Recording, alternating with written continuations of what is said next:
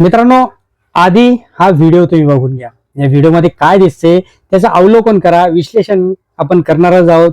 तुम्ही ते डोळे भरून पहा, डोळ्याचं पारणं पेटणारा हा व्हिडिओ असणार.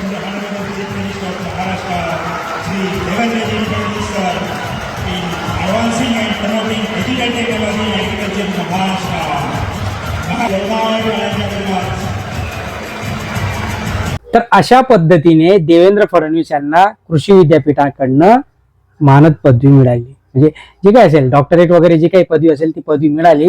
आता प्रश्न हा उपस्थित राहतो की जे विद्यार्थी आपले रात्रंदिवस अभ्यासामध्ये घासत असता तरी ते विषय फेल होता, अभ्यास करताना त्यांची काय लागते, कशा पद्धतीने संघर्ष करावा लागतो, या सगळ्या गोष्टींना पार करून देवेंद्र फडणवीस यांना डिग्री मिळाली. आता या डिग्रीचा उपयोग काय असणार आहे? तर शून्य उपयोग हा असणार आहे. बरं, अशा माणसाला दिली की ज्याला कृषीतलं काही माहित नाहीये.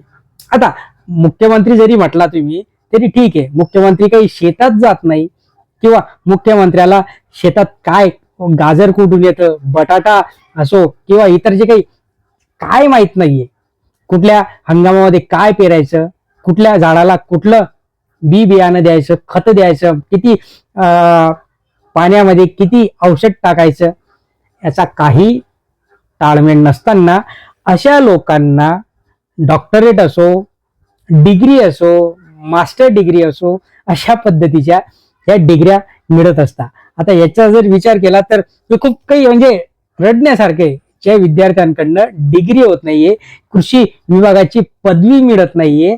बरं, काही जे काही चांगले विद्यार्थी असतात त्यांना या पदवीचा फायदा होऊ शकतो.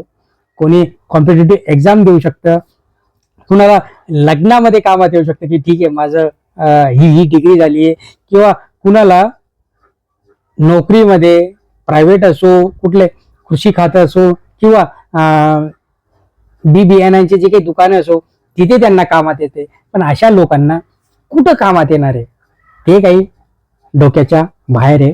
तुम्हाला काय वाटतं नक्कीच खाली कमेंट बॉक्समध्ये कळवा. चॅनलला सबस्क्राईब करा, लाईक करा. धन्यवाद.